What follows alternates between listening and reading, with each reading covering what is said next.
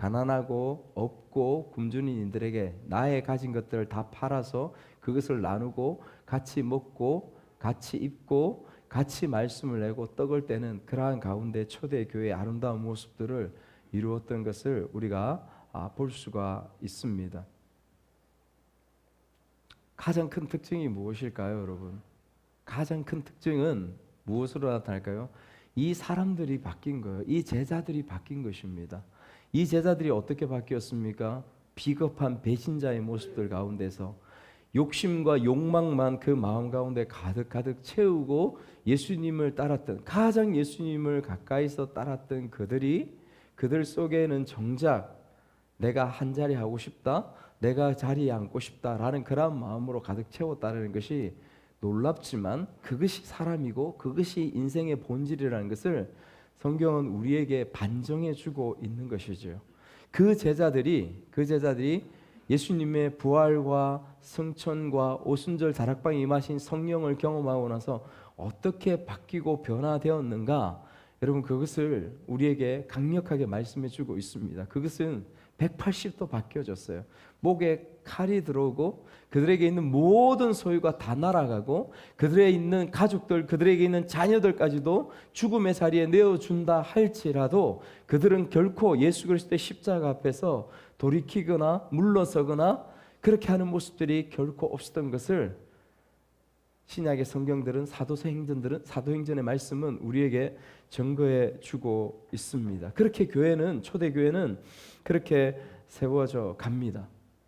그런 가운데서 베드로는 수많은 예루살렘의 사람들이 수천 명이 모인 가운데서 하나님의 말씀을 선포합니다. 갈릴리의 그 어부가, 갈릴리의 그 무지랭이 촌놈이 그곳에 서서 하나님의 복음과 이 말씀을 여러분에게처럼 이렇게 말씀이 선포되어 줍니다. 그 말씀을 들은 그 예루살렘에 있는 수많은 몇천 명의 사람들 가운데 3천 명이 한 번에 회개하면서 형제여 우리가 어찌할꼬 고백하면서 주님 앞에 나오는 놀라운 그 사건들이 바로 이 말씀 바로 앞부분에 펼쳐지고 있는 말씀입니다. 하나님의 말씀이, 하나님의 복음이 우리의 귀에 들려지고 우리의 마음 가운데 진정 들려지면 이러한 역사들이 일어나게 되는 것이지요. 우리 가운데도 바라고 소망하고 기도하는 것은 그러한 은혜와 그러한 역사가 우리 가운데 있기를 소원합니다. 소원합니다. 3장으로 바로 들어가 보겠습니다. 3장에 가면 1절을 한번 같이 읽을게요. 시작. 제9시 기도 시간에 베드로와 요한이 성전에 올라갈새. 성전에 올라갑니다. 베드로와 요한이. 여러분 올라가는 시간과 장소에 대해서 언급해주고 있습니다. 시간은 언제냐면 9시라고 합니다. 제9시 기도 시간에. 제9시는 이스라엘 시간으로 9시라고 하는데 오늘 우리로 시간으로 이야기하면 오후 3시예요. 오후 3시의 기도 시간입니다. 여러분 이스라엘 사람들이 세 번의 기도하는 시간이 있습니다. 3시, 6시, 9시입니다. 3시는 오전 9시를 일컫습니다. 6시는 정오예요. 12시예요. 그 다음에 오후 3시, 그것이 바로 9시입니다. 그 9시 시간에 기도하는 것이 유대인의 전통적인 기도의 시간이라는 거죠. 베드로와 요한은 대표적인 제자들이고 사도들이죠. 그 사람들이 그곳에 기도하기 위해서 올라갑니다. 여러분 생각을 한번 해보시죠. 상상을 한번 해보시죠. 지금 이 바로 앞부분까지 말씀이 어떤 말씀이라고 했습니까? 말씀을 전하여 수많은 몇천 명의 사람들이 그 말씀 가운데서 다 고꾸라지고 성령을 받고 놀랍게 변화되어집니다. 냉랭한 우리의 가슴으로, 냉랭한 우리의 마음처럼, 여러분처럼 우리처럼 이렇게 말씀을 받는 것이 아니라 그 말씀이 그곳에 떨어짐에 똑같은 복음의 말씀이에요. 똑같은 하나님의 말씀입니다. 근데 그 말씀이 떨어짐에 그들은 그 가운데서 반응했습니다. 들렸습니다. 가슴을 치며 형제여 우리가 어찌할꼬 성령의 놀라운 임재 가운데 나아갔던 것이 그 자리였습니다. 그런데 그 시대 때나 2000년이 지난 오늘이라 하나님의 말씀은 변화되지 않았습니다. 무엇이 바뀌었을까요? 무엇이 변화되었을까요? 왜 우리는 그러한 모습들 가운데 나가지 못할까요? 우리 가슴 속에, 우리의 마음 속에 도대체 무엇으로 가득 채워져 있어? 그러한 모습으로 되지 않을까요? 성령이 어떻게 우리의 가슴을 뚫고 들어오지 못하실까요? 성령이 어떻게 우리의 마음 속에서 역사하거나 일하시거나 똑같이 형제 우리가 어찌할꼬 울면서 성령의 임재 가운데 나아가지 못하는 그러한 가슴이, 그러한 인생이, 그러한 삶이 되어버린 우리의 모습일까요? 저를 비롯해서 말입니다. 그런 상황이 벌어졌어요. 그러면 이 사도들도 여러분 흥분되지 않겠습니까? 저는 흥분되겠습니다. 놀라겠습니다.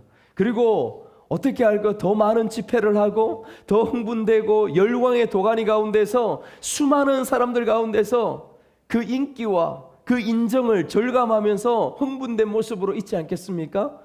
그럴 것 같습니다. 생각해 보면. 그런데 이 베드로와 요한은 그 시간을 쫓아서 차분하게 조용하게 하나님 앞에 오히려 기도하는 그 시간들을 지켜서 나아가는 모습을 이 말씀 가운데서 우리가 볼 수가 있는 것입니다. 마치 그의 스승, 그의 주 예수 그리스도처럼 예수님이 모든 기적과 능력을 행하고 수많은 사람들이 예수님 예수님 하면서 쫓을 때에 예수님 홀로 떠나가셔서 홀로 깊은 산속에서 홀로 외딴 곳에서 그렇게 기도하셨던 것처럼 이제 비로소 제자들도 그 기도의 시간, 조용한 그 기도의 시간을 가지기 위해서 성전으로 향하고 있는 모습, 여러분 이채롭지 않습니까? 당연한 게 아닙니다. 수많은 군중들과 수많은 사람들이 온 예루살렘이 들썩이면서 하고 있는 사람들, 그 제자들을 찾고 있는 그 시간들 가운데에 이렇게 행하는 것은 여러분 그냥 평이하거나 그냥 일반적인 모습들이 아니에요. 그럼에도 불구하고 기도의 자리, 조용한 그 자리 가운데 찾아 나아가고 있는 모습들을 우리가 보고 있는 것이죠. 우리가 깨닫고 우리가 배워야 됩니다. 저도 그렇고 우리 모두가 어떠한 우리의 일상들 가운데에서 큰 어떤 능력과 큰 어떤 기적과 이런 부분들이 나타나지 않는다 할지라도 우리는 우리의 기도의 자리, 우리가 주님을 만나는 자리, 그 자리 가운데 묵묵하게 뚜벅뚜벅 걸어 나아가는 부분들이 우리에게 필요한 줄 믿습니다. 2절 말씀을 우리 한번 읽어볼게요. 2절 시작. 나면서 못 걷게 된 이를 사람들이 메고 오니 이는 성전에 들어가는 사람들에게 구걸하기 위하여 날마다 미문이라는 성전 문에 두는 자라. 나면서 못 걷게 된 이라고 말하고 있습니다. 선천적인 안전뱅이를 말하고 있는 것이죠. 매일마다 사람들이 메어다가 그를 성전 미문 앞에 메어다 놓습니다. 왜 그럴까요? 구걸하기 위해서입니다. 그래서 그렇게 해서라도 먹고 살아야 했기 때문에 그렇습니다. 이런 나면서부터 못 걷게 된 거린을 사람들은 성전의 미문에 메어다 둡니다. 여러분 여기서 말씀하는 그 성전 미문이라는 곳, 여러분 이 성전 미문은 어떤 곳일까요? 성전에 몇 곳에 문이 있습니다. 그런데 그곳에서도 가장 화려하고 아름다운 문은 성전 미문이라고 하는 것이에요. 아름다운 미자를 씁니다. 골든 게이트라고 합니다. 금으로 장식이 되어진 문이 바로 이 미문이에요.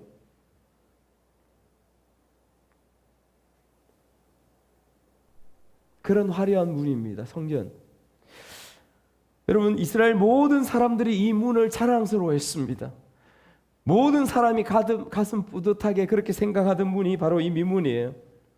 근데 그 앞에 나면서부터 못 걷게 된 이 안전뱅이 거린이 그것에 놓여집니다. 화려하고 아름다운 성전 미문과 나면서부터 안전뱅이, 나면서부터 걷지 못하는 이 사람이 마치 대조를 이루는 것 같습니다. 그죠? 그런데 여러분 한번 묵상해 보십시오. 영적으로 바라보면 이것은 대조가 아니라 사실은 일맥상통한 그러한 의미를 가지고 있고 어쩌면 원인과 결과의 인과관계를 가지고 있는 그러한 지금 상황이라고 할 수 있는 것입니다. 왜 그럴까요? 왜 그럴까요? 여러분, 성전 미문 금으로 쌓여져 있고 가장 화려하고 아름답고 그렇게 되어 있지만은 그 성전 미문이 뜻하는 그 성전 대리석으로 화려하게 지어진 그 거대한 그 집은 이미 생명이 떠나간, 이미 성령이 떠나간, 박제되어진, 죽어있는 그러한 건물밖에 되지 않았던 것을 우리가 기억해야 합니다. 그것이 바로 지금 이 시간의 성전이었어요. 종교의 중심지일 수는 있습니다. 종교의 본산입니다. 그러나 그곳에는 예수 그리스도의 하나님의 그 어떤 생명도 이미 그곳에 있지 않습니다. 여러분, 우리가 교회라는 곳에 있습니다. 이 건물에도 있고 우리 모인 곳에도 있습니다. 교회입니다. 그러나 이 교회에도 동일하게 우리가 그냥 열심히 종교 생활하면서 다닐 수 있습니다. 그러나 예수를 알지 못할 수도 있는 것입니다. 며칠 전에 한 목사님의 간증을 들었어요. 그 어머님에 대해서 이야기했습니다. 어머님이 교회를 다니시게 되셨대요. 다니신 날부터 새벽 기도에 한 번도 빠지지 않고 70쯤 될 때까지 그렇게 다니셨다라는 겁니다. 그런데 이분이 나중에 예수를 믿고 어머니를 바라보니까 어머니의 내면과 어머니와 같이 대화하고 어머니의 살아가는 모습들을 보니까 이 목사님이 정확하게 진단하기를 우리 어머니는 몇십 년 동안 한 번도 빠지지 않고 새벽기도 나아갔지만은 어머님은 열심히 교회는 다니셨지만은 예수님의 생명은 없다. 예수님은 믿지 않았다. 이것이 이 목사님의 고백이더라고요. 이유들을 댑니다. 너무도 성경적으로 정확한 이유들과 명확한 증거들을 댑니다.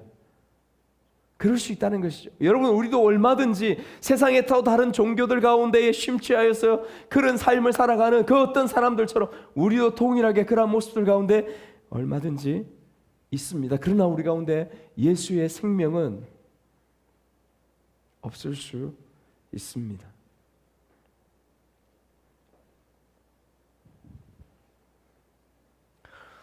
이 예수님의 생명이 떠나간 이 화려한 대리석으로 된 성전은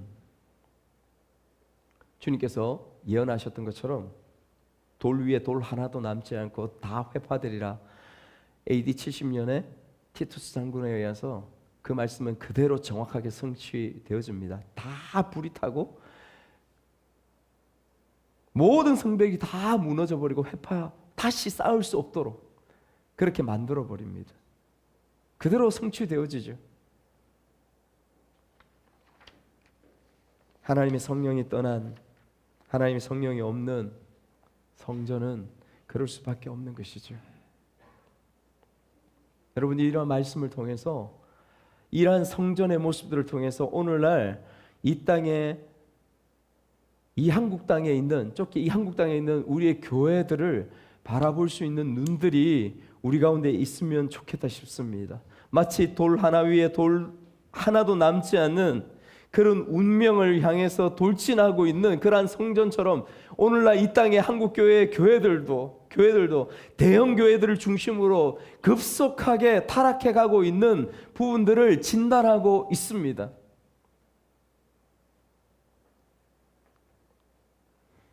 박제되어 있는 죽은 것과 같은 생명력 없는 그러한 교회의 모습들, 하나님의 말씀이 있음에도 불구하고 그것은 뒷전이고 개인적인 욕심과 욕망을 채우기 위하여서, 세습하기 위하여서, 이데올로기와 정치 가운데에 자기의 목적과 그 방향을 위하여서 정오와 미움과 오히려 그것들을 교회 가운데서, 성도들 가운데서 그것을 양산해내고 그것을 선포하고 외치고 있는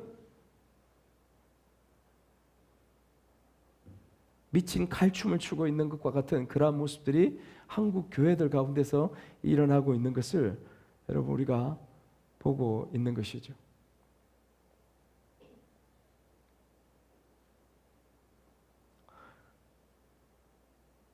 코로나 이후에 그렇지 않다가 최근에 설문을 통해서 또 하나 발견한 사실이 있습니다. 또다시 조사를 하니까 코로나 이후에 지금 또다시 급속도로 모든 한국의 그리스도인들이 대형 교회에 백화점 쇼핑하듯이 대형 교회로 쏠림 현상이 또다시 일어나고 있다고 합니다. 코로나 지나서 한 1년, 2년 동안은 그런 부분이 않다가 지금 다시 그 쏠림 현상이 일어나고 있다는 거죠. 그래서 그 부분에 이유가 뭔가 여러 가지 이유가 있겠지만은 눈에 딱 들어오는 부분들이 있습니다. 간섭받기 싫고 자유롭게 적당히 편안하게 교회에 왔다 갔다 할 수 있으니까 누구도 그냥 묻거나 누구도 너 그렇게 하면 안 돼라고 이야기하지 않으니까. 여러분 우리가 뭐 어렵지 않게 그렇게 생각하고 또 우리가 이미 알고 있는 부분들입니다. 그런 한국 교회 모습들이 마치 이 박제되어 있는 이미 생명이 없는 성전과 같은 그러한 모습들 가운데에 우리도 점점 나아가고 있는, 하나님의 긍휼이 없다면, 하나님의 은혜로 우리를 용서하시고 붙들어 주시지 않는다면 금방 무너져 버리고 해파될 것 같은 그러한 모습들 가운데에 한국 교회가 놓여져 있는 것이죠. 여러분 그러면 작은 교회는 작기 때문에 면죄부가 될까요? 대형 교회는 그렇게 되어지고 그렇게 잘못된 길로 걸어가는 교회들이 있다고 할 때에 우리는 작기 때문에 우리 가운데 면죄부가 주어지겠습니까? 여러분 저는 대형 교회를 욕하려고 하는 것이 아닙니다. 우리 자신을 돌아보자고 하는 것이죠. 우리를 돌아보고 우리가 작은 교회지만 우리 가운데에도 우리가 잘못되고 부족한 부분들을 돌아보고 돌이키자고 하는 것입니다. 여러분 우리는 말씀과 기도와 성령에 관심이 있습니까? 사랑하는 여러분, 저를 보시죠. 여러분들에게 여쭙고 싶습니다. 여러분들은 말씀과 기도와 성령에 주님이 우리에게 주셨다고 하는 그 생명이 무엇인가에 대해서 여러분들은 관심이 있습니까? 그곳에 중심을 두면서 나아가고 있습니까? 우리 자녀들도 이곳에 앉아 있습니다. 이곳에 청년들이고 주일학교 엄연한 성도들입니다. 우리의 부모님들과 우리의 가정들 가운데서 우리는 우리의 이 앉아있는 자녀들을 이들에게 복음을 가르치고 말씀을 가르치고 하나님의 말씀을 같이 나누면서 우리의 가정을 그렇게 여러분 리드해 가고 있습니까? 여러분 저를 보십시오. 고개 숙이지 마시고요. 다 저를 보십시오. 그냥 하나님 말씀을 우리의 가정 가운데서 우리의 자녀들과 일주일에 한 번이라도, 하루에 한 번이라도 하나님이라는 단어, 예수님이라는 단어, 말씀이라는 것, 그거 여러분들과 같이 부모님과 함께 자녀들과 함께 나누고 있습니까? 바빠서요? 핑계죠.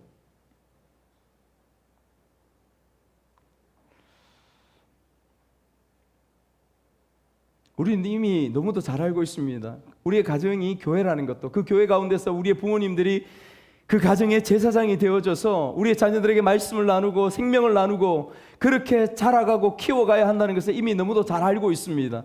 그런데 여러 가지 이유와 핑계들로 우리는 그 일들을 가정에서 전혀 하지 않습니다. 회피하고 도망합니다. 교회 가서 배워. 나 잘 몰라. 야, 공부나 좀 해라, 공부나. 그래도 시험인데 학원 가야 되지 않겠어? 주일날 뭐 다음 주 가면 되지. 여러분들이 하시는 말씀 아닙니까? 여러분들 자녀 가운데 그렇게 가르치고 있는 부분들 아닙니까? 피곤하면 좀 쉬어라.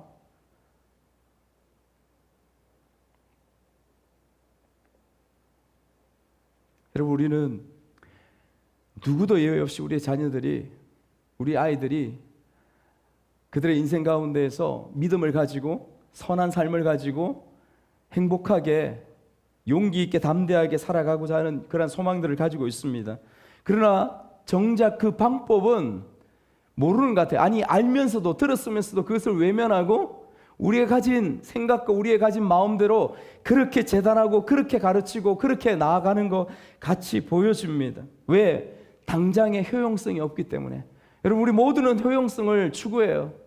당장에 우리 자녀들이 세상에서 보여지는 그 효용성, 세상에서 사람들이 모두 다 추구하고 있는 그것들을 추구하면서 살아가기를, 그렇게 서기를 바라는 마음들이, 욕심들이 우리 가운데 다 있습니다. 부모님들 가운데. 그런데 성경은 우리에게 이렇게 말씀하시죠. 그 방법에 대해서 디모데후서 3장 16절에서 17절 말씀 같이 한번 읽겠습니다. 16절에 17절 시작. 모든 성경은 하나님의 감동으로 된 것으로 교훈과 책망과 바르게 함과 의로 교육하기에 유익하니 이는 하나님의 사람으로 온전하게 하며 모든 선한 일을 행할 능력을 갖추게 하려 함이라. 모든 성경이 그 역할을 감당한다고요. 모든 성경이 우리의 자녀들을, 우리의 다음 세대들을 바르게 세우고 의롭게 세우고 행복하게 세우고 성공하고 승리하는 삶으로 세워가게 한다라고 선명하게 하나님께서 그렇게 말씀함에도 불구하고 우리는 우리의 생각, 우리의 마음대로 그렇게 우리의 자녀들을 이끌어가고 있습니다. 어쩌면 죽음의 길로요. 어쩌면 죽이는 길로요.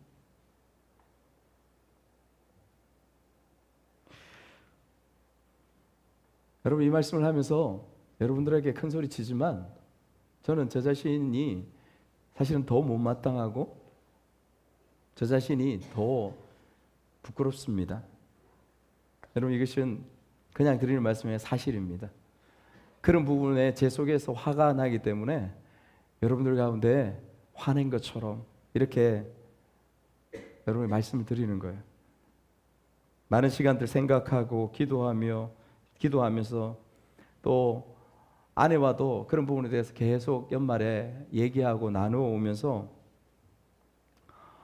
제 마음속에 제 삶에 한없이 모자란 목회자로서의 또 여러분의 리더자로서의 부족한 모습들을 여러분 제가 그것을 절감하고 느끼고 있습니다.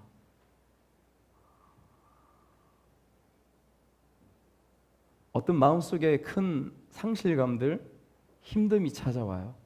아까 초기에 말씀드린 것처럼 하나님께서 강권적으로 이 말씀을 통해서나 하나님께서 저를 마음을 붙드시고 저를 붙잡아 주시지 않으면 그냥 내려놓을 수밖에 없는 그러한 마음들이 저를 질 정도로 제 마음과 영혼의 힘듦이 있습니다. 여러분, 우리 교회가 제가 여러분들에게 그렇게 말씀드리고 여러분들에게 된소리 쓴소리를 하는 것만큼 이렇게 될 정도로 하는 것은 전적인 누구의 책임일까요? 저의 책임이에요. 하나님 앞에서 제가 책임지고 제가 짊어지고 나아가야 될 부분입니다. 제가 잘못했기 때문에, 제가 모자라기 때문에 그런 거예요. 정확하게 가르치지 않아서. 여러분, 정확하게 가르치지 않아서야, 이 말을 지난주에 한 선배 목사님을 만났습니다. 그래서 제가 이런 마음들이 있고 같이 몇 분 목사님과 나누었어요. 마음들이 있고 마음이 힘듭니다. 여러 가지 이야기를 하고 격려하고 위로하다가 그 목사님이 저에게 한마디 말씀하셨어요. 그런데 정확하게 목사님도 가르치지 않아서이지 않을까요? 그 말씀하요. 무슨 말씀이냐고. 하나님의 말씀이 있는 그대로, 하나님의 말씀하시는 그대로 정확하게 가르치고 정확하게 선포하고 그렇게 하지 않아서이지 않을까요? 그런 마음이 들어집니다. 곰곰이 한번 생각해 보시죠. 여러분, 제가 그 말을 들으면서 차 타고 오면서 또 혼자 있으면서 생각해 보았어요. 그 입장에서 사람들 눈치 보느라, 내 체면 세우느라, 챙기느라, 좋은 게 좋아서 저 역시도 여러분의 눈치를 보고 저 역시도 여러분들의 그런 상황들을 보면서 하나님의 말씀은 오히려 뒷전에 있고 하나님이 여러분들에게 말씀하시고 하나님이 여러분들에게 경고하시고 하나님이 여러분들에게 말씀하시는 부분, 우리의 자녀들, 우리 다음 세대에게 똑바로 그 길을 걸어가 라고 말씀하시는 부분들도 그냥 차일피일 미루고 하는 부분들이 저희 가운데 있음을 발견하는 것이죠. 좋은 게 좋으니까.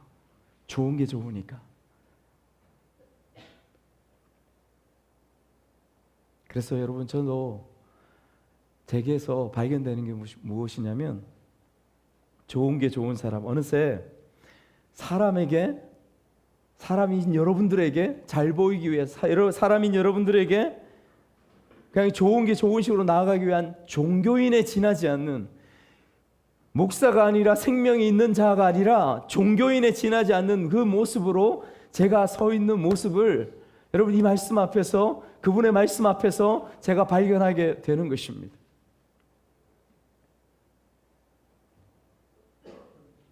박제화되고 종교화된 성전 가운데는 생명이 없습니다. 생명이 없습니다. 40세가 되었다고 하죠. 40세가 되면서 40세가 나면서부터 안전벨기가 된 이가 나이가 40쯤 되었습니다. 그 사람은 할 수 있는 것이 없습니다. 마치 성전에 쌓여진 아름답게 쌓인 돌덩어리처럼 어떤 그런 생명이 떠나간 성전, 또 그 앞에서 그러한 생명력이 없기 때문에 이러한 40년대 안전뱅이를 치유하고 회복할 수 있는 능력도, 은혜도, 생명도 줄 수 있는 성전이 되지 못하기 때문에, 그런 성전의 원인이 있는 곳에 그런 결과에 안전뱅이가 그곳에서 구걸을 하고 있는 것을 보게 되어지는 것이죠.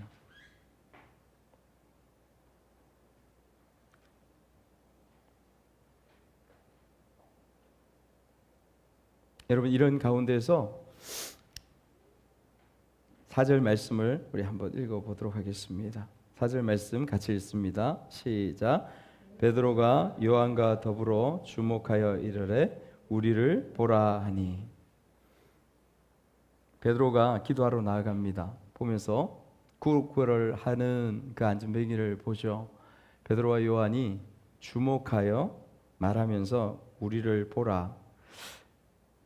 헬라어 원어를 보면 우리를 보라, 주목하여 보면서 우리를 보라 하는 이 말이 굉장히 강력한 말이에요. 안전뱅이에 앉아있는 그 사람의 입장에서 한번 보십시오. 평생 동안 거기에 엎드려서 고개 숙이고 한 푼 줍시오 하면서 구걸하고 있을 때 그 어떤 한 사람도 우리를 보라라고 한 사람이 있겠습니까? 한 사람도 없을 것입니다. 단 한 사람도 없었을 거예요. 그런데 베드로와 요한이 우리를 보라 합니다. 마치 예수님이 귀 있는 자는 들을진저, 또 혹은 내가 진실로 너희에게 이르노니 말씀하신 것과 똑같은 것이죠. 우리를 보라, 주목하여 우리를 보라.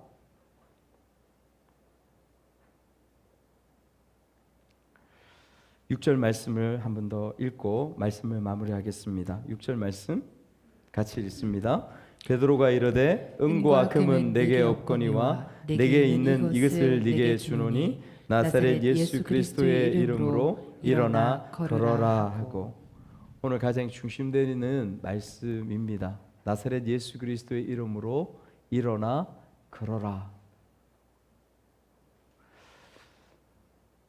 여러분, 나사렛 예수 그리스도, 왜 이 이름을 앞에 붙였을까요? 일어나 걷는 것은 나사렛 예수 그리스도의 이름으로 일어나 걸을 수밖에 없다는 것을 말씀하고 있습니다. 그런데 그 예수, 여호수아 혹은 호세아, 동일한 이름의 사람들이 많았습니다. 그럼에도 불구하고 왜 반드시 나사렛 예수여야만 했을까요? 여러분, 이 나사렛 예수는 시사하고 있는 부분들이 있습니다. 분명 나사렛에서 난 예수 그리스도를 지칭하고 있는 것이죠. 그런데 왜 나사렛을 강력하게 강조할까요? 역사적 사실을 분명하게 보여주기 위해서입니다. 그 당시 그 나사렛에서 난 그곳에서 자라난 예수 그리스도의 이름을 통하여 그분을 통하여서만 우리에게 영원한 생명이 우리에게 주어지는 것을 강조하고 말씀하고 있습니다. 아울러서 이 이름으로만 우리가 우리의 놓여져 있던 연약함들, 부족함들, 쓰러져 있던 모습들, 저의 부족함들 가운데서 일어나서 다시 앞을 보고 걸어갈 수 있는 그 힘과 능력들이 바로 이분 그 예수 그리스도 이름 앞에서 나타날 수 있다는 것을 우리에게 말씀하고 있는 것이지요. 여러분 믿습니까? 여러분 믿습니까?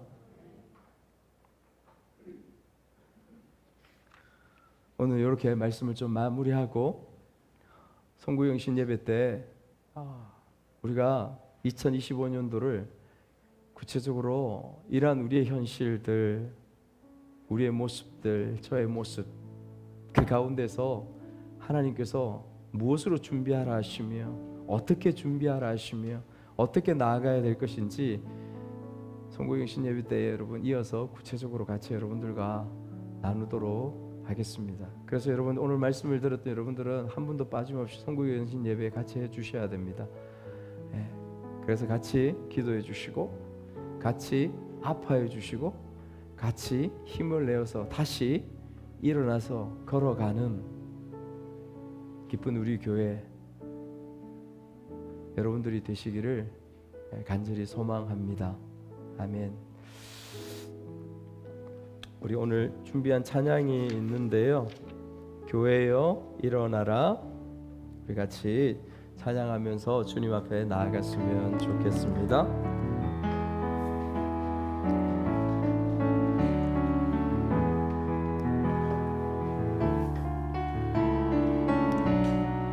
우리 힘있게 교회여 일어나라 같이 찬양합니다.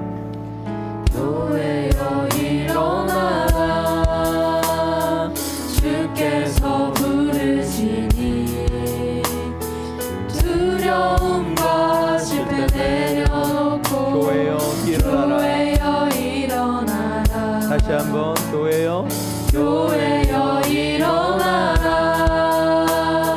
주께서 부르시니 우릴 부르신 삶의 자리에서 교회여 일어나라. 우린 세상의 빛 어둠을 밝히는 하나님의 편지 주를 나타내는 주의 교회 통해 우릴 통해 세상이 주를 보리라. 일어나라 아버지 사랑으로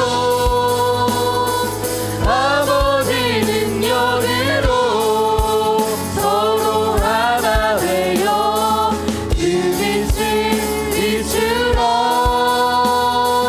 노래하라 아버지의 사랑을 아버지의 크심을 이 삶의 노래로 주님을 나타내라. 일어나라. 다시 한번 고백합시다. 교회여 일어나라. 교회여 일어나라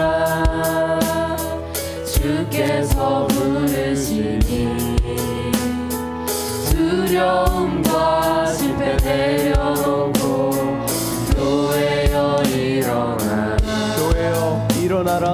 교회여 일어나라 주께서 보내시니 주께서 보내시니 우리를 부르신 우리 부르신 삶의 자리에서 자리에서 교회여 일어나라. 우린 세상의 빛 어둠을 밝히는 하나님의 편지 나타내는 주의 교회를 통해 우리 통해 세상이 주를 보리라. 일어나라 아버지 사랑으로 아버지 능력으로 서로 하나 되어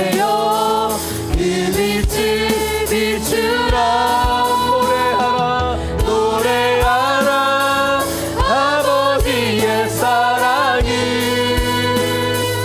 아버지의 크심을 이 삶에